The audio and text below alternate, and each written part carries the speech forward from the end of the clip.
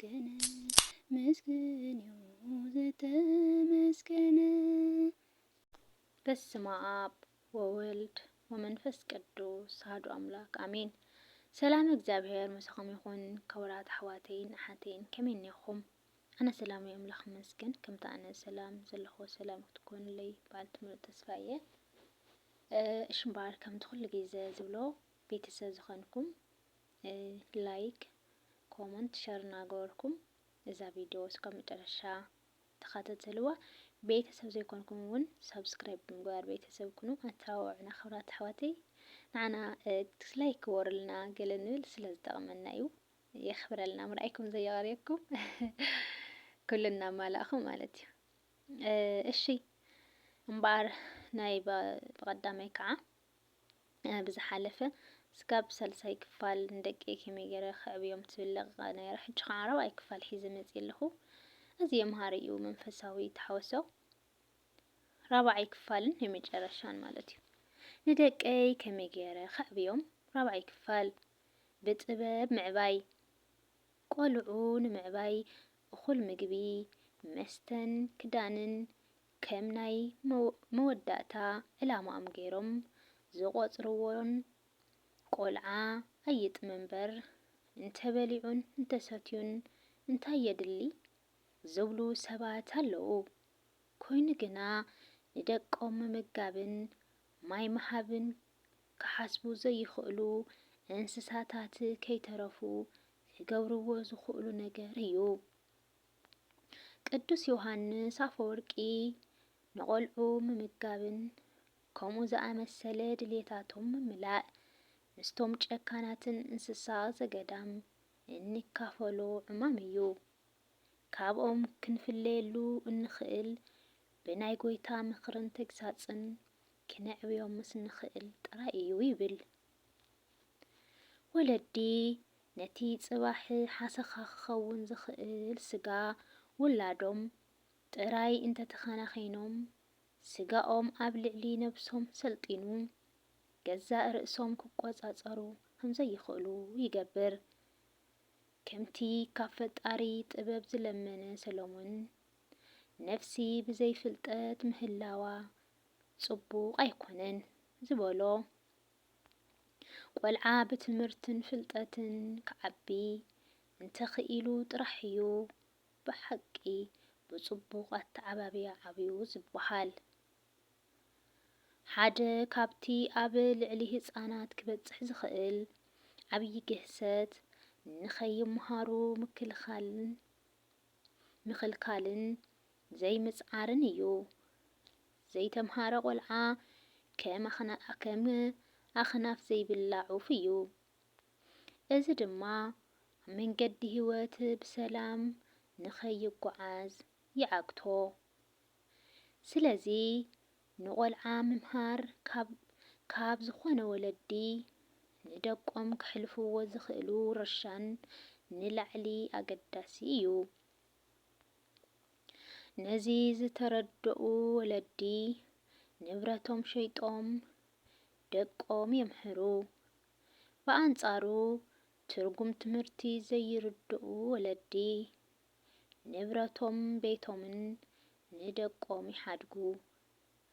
ዘይተምሃሩ ደቆም ድማ ነቲ ንብረት ሸይጦም ፋሕ ኣቢሎም ይብትንዎ። ኣብ ዘይውድቕ ከዓ ይወድቁ። ማሕበራዊ ዕብየት ኣብ ቅድሚ ሰባት ምዕባይ ቆልዑ ብኣካልን ብኣእምሮን ካብ ምዕባይ ቀፂሉ ጎኒ ጎኒ ብማሕበራዊ ደረጃ ከም ዝዓብዩ ምግባር ዝስዕብ ዝዓበየ ስራሕ ወለዲ እዩ።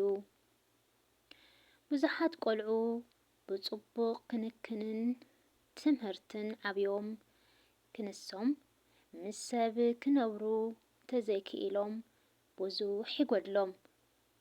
ንቆልዑ ከም ሓደገኛታት ኽላባት ሓጹር ብምግባር ምስ ቆልዑ ከይጻወቱ ናብ ገዛ ካልእ ከይኣትዉ ኣብ ገዛ ካልእ ሰብ ከይበልዑ ምስ ሰባት ከይዛረቡ እናበሉ ንደቆም ዘዕብዩ ወለዲ እቶም ንደቆም ኣብ ባሕሪ ዓለም ኣብ ሓንቲ ደሴት ዝኣሰሩ እዮም።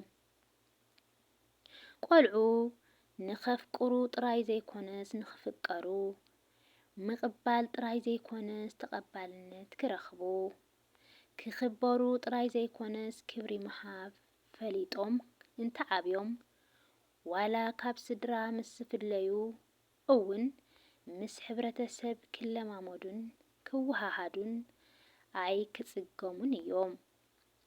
ሓዳር ክገብሩ ምስ ሰብ ማሕበራዊ ህይወት ክመርሑ ኣብ ቤት ትምህርቲ ኣብ ስራሕ ብሰላም ምንባር ዝኽእሉ ማሕበራዊ ህይወት እንተለሚዶም ጥራሕ እዮም።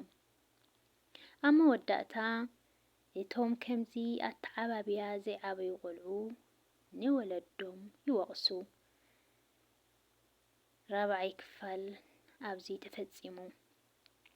እዚ ኩሉ ክንመሃሮ ዝጸናሕና ስጋብ 4ይ ክፋል ንደቀይ ከመይ ገይረ ከዕብዮም ዝብል ኣዝዩ መሃሪ ንዝርድኦ ንጽን ኢሉ ዝሰምዖ ትናተይ ሰንከልከ ዝብል ናብባ ዘይኮነ እዚ ዘንብቦ ዘለኹ ኣዝዩ መሃሪ ንቆልዑና ከመይ ገይርና ክነዕብዮም ከም ዘለና እዩ።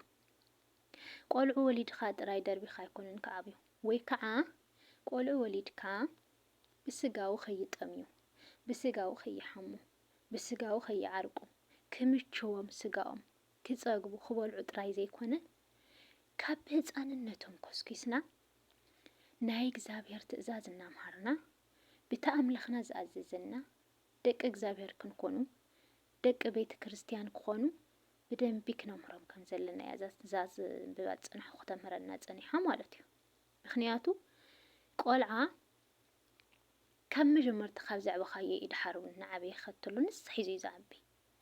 ስቑኢልካ ደርቢኻ ኣብ ዝዋዕለዩ ኣብ ዝሓደረ ይሕደር ብዓለማዊ ድዩ ብመንፈሳዊ ድዩ ዝውዕሎ ዘይፍለጥ ተዕቢኻዮ ከመይ ኢሉ ይዓቢ።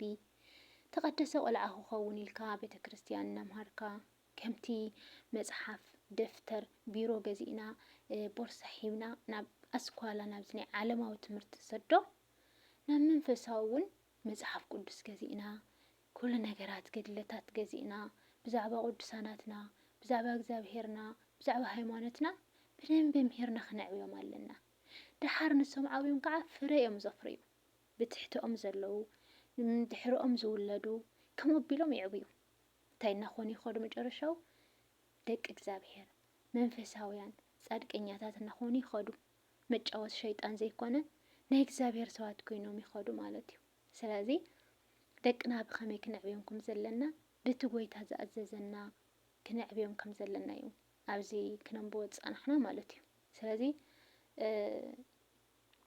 ብኩሉ ብትምህርቲ ኣስኳላ ይኹን ብመንፈሳዊ ብጽቡቕ ኣተዓባብያ ተዓብዮም ንዕኦም ድሓር ይጽግሞምን ከም ምዕባዮም ከዓብዮም ኢልካ ወሊድካ ምጉሓፈ ኣይኮነን። ወይ ከዓ ወሊድካ ኣለው ሓደ ውልድ ኣቢሎም ከም ምዕባይ ከዓቢሉ ሱቕ ዝብል ከምቲ ኣብዚ ክብለና ዝጸንሐ ክንብቦ ስለ ዝጸንሐ እየ። ወይ ከዓ እዚ ናይ መንፈሳዊ ዘይኮነ ዓለማዊ ብቻ ከይጠምዩን ከይሓሙን እምበር ብዛዕባ ናይ መንፈሳዊ ዘይንነግሮም እንተኾይኑ ዓለማዊ ሒዞም ድሓር ውድቀት እዩ። ስለዚ ኣነ ዛረባ ኣይብዝሐልኩም ደቅና ከመይ ገርና ክነዕብዮም ከም ዘለና ብደንቢ ተኸታቲልና ወሊድና ንዓዘራ ይንገሮም ወሊድና ማለት ወለድና ክንርብዮ ማለት ኣይኮንኩን ዘለኹ ግን ምድርባይ ክብል ከለኹ ካብ ቤተ እግዚአብሔር ከይናርሕቆም ቤተ እግዚአብሔር ታዩ እግዚአብሔር ታዩ መጽሓፍ ቅዱስ ታዩ ዓብዮም እናተምሃሩ ዓብዩ ከም ዘለዎ እምበር መቸም ወላድካ ይትደብኒኻ ጨካ እንት ዘይኮንካ። ስለዚ ኣተዓባብያ ደቅና ብኸመይ ክንዕብዮም ከም ዘለና ዘምሃረትና ብጸሓፊ ዲያቆን ሄኖክ ሃይለ ዝበሃል ተጻሓፈት እያ። ብጣዕሚ ቃል ህይወት ይስምዐና ዲያቆንና ኣነ ኸዓነ ብዘውደቅኩ ብዘንጠብጠብኩ ብቅዱሳን መላእክቲ ተኣረመለይ ካብ ቀዳማይ ክፋል እስካብ 4ይ ክፋል ጽኒኢልኩም እንዳሰማዕኹም ኣብ ኮመንት ጽቡቕ ኣስተያየት ክትውንን ዝጸናሕኩም ኣሕዋተይ የኽብረለይ የቐኒየለይ ይፈትወኩም እየ ክብረኩም እየ። ሕጂ እውን ሃናፀይ ርእይትኹም ዘውደቅክዎ እውን ኣብ ኮመንት ግበሩለይ። ሰላም እግዚአብሔር ምሳኹም ይኹን። ብኻልእ ቪድዮ እስከ ምንጽእ ቻው ድሓን ቀኒ እዩ።